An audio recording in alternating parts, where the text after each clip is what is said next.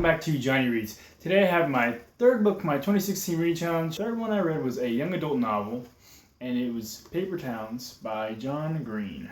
Now, this was the second book I read of his. I read The Fault in Our Stars in 2014. Thought it was a pretty good book. He's my girlfriend's favorite author, so I thought, why not buy a couple more of his books. And so I wanted to read this one for our reading challenge. So a little tiny bit about the book. Quentin Jacobson, who's basically just your typical high schooler.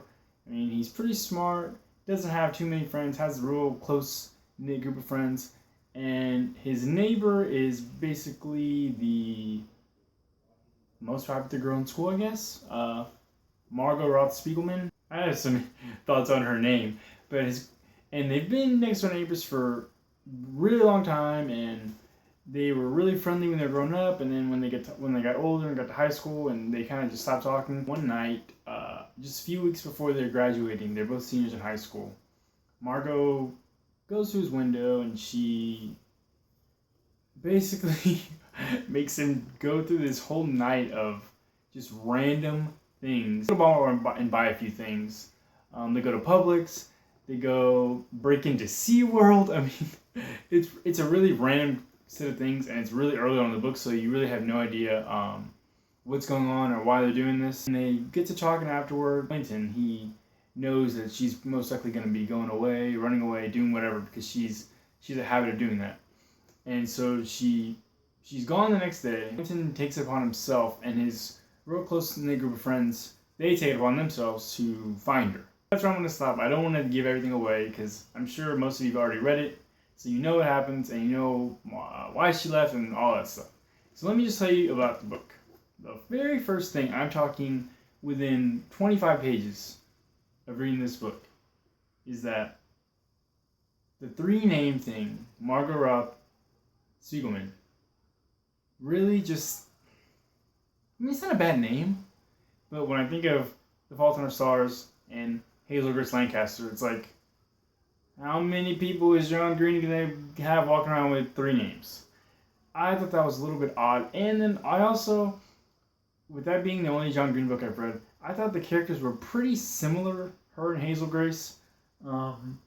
Obviously, in The Fault in Our Stars, she's a runaway and go missing or all this stuff. But I thought they were just similar in how they act, how they talk.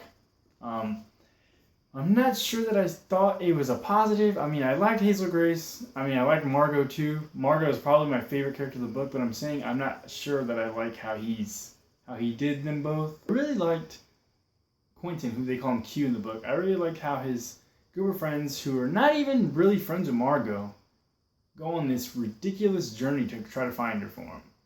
It's really cool. It shows a thing about friendship, and I don't know, it's the second young adult book that I've read that really, really focused on friendship, the same way that I feel the Perks of Being a Wallflower did.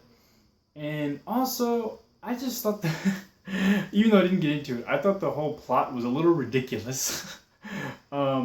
It's just, like I said, I don't want to get too much into it, but if you read it, you know. I'm not someone who thinks fiction needs to be, like, real, but it does need to be a little bit believable sometimes. I know, This isn't like one of those dystopian things where it's like completely different from like the real world that we know. I mean, this is in the United States, in Orlando. Definitely like The Fault in Our Stars a bit more than this one. Even though I had no issue with it, it was really readable. There were times where I was laughing out loud while I was reading. So it's pretty funny too. And I liked how it got really serious. It came to the friendship part, when it came to the love part. Because at the end of the day, Quentin has like an undying love for Margot, because they've known each other so long, and he never thinks that it would ever, anything between them would ever happen, but maybe he's surprised in the book, if you've read it.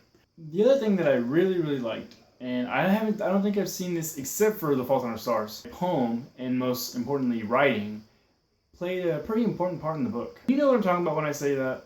I just thought it was really cool, and I like that Margot was this ultra popular, like just typical high school girl, on the surface. Behind the scenes, she was her own person. I thought she was an interesting character, and I really liked her.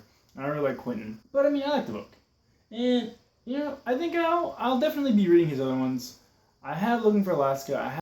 Let me know if you've read this before. Let me know what you thought of it in the comments, and I will see you next time.